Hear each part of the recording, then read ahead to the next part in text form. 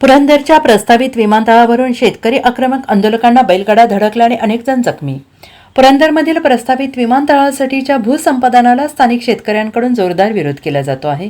या स्थानिक शेतकऱ्यांचे आंदोलन काल 3 मे 2025 रोजी अधिक हिंसक झाले. यावेळी आंदोलकांनी दगडफेक केली. या दगडफेकीनंतर शासकीय कामात अडथळा आणल्यामुळे पोलिसांनी आंदोलकांवर लाठीचार्ज केला, ज्यामुळे आंदोलक आणि पोलीस यांच्यात मोठी धुमश्चक्री झाली आणि या घटनेत अनेक पोलीस कर्मचारी आणि आंदोलक जखमी झाले आहेत. पोलिसांनी या प्रकरणी आतापर्यंत 300 ते 400 आंदोलकांवर विविध गुन्हे दाखल केले आहेत, तर काही जणांना ताब्यात घेतलेलं आहे. मिळालेल्या माहितीनुसार काल आंदोलकांनी मोठ्या संख्येने एकत्र येत विमानतळ परिसरात मोर्चा काढला होता. एका आंदोलकाने शर्यतीचा बैलगाडा महिला आंदोलकाच्या अंगावरून चालवण्याचा प्रयत्न केला. पोलिसांनी या बैलगाडा चालकाला जीवे मारण्याचा प्रयत्न केल्याचा गुन्हा दाखल करण्यात आलेला आहे.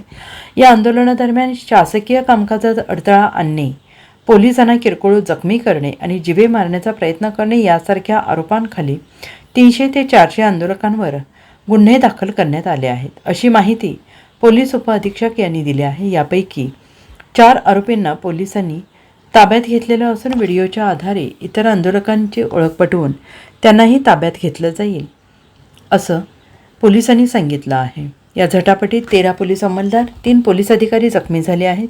त्यांच्यावर सासवडच्या प्राथमिक आरोग्य केंद्रात उपचार सुरू आहेत, असंही पोलीस उपअधीक्षक तानाजी बर्डे यांनी सांगितलं आहे.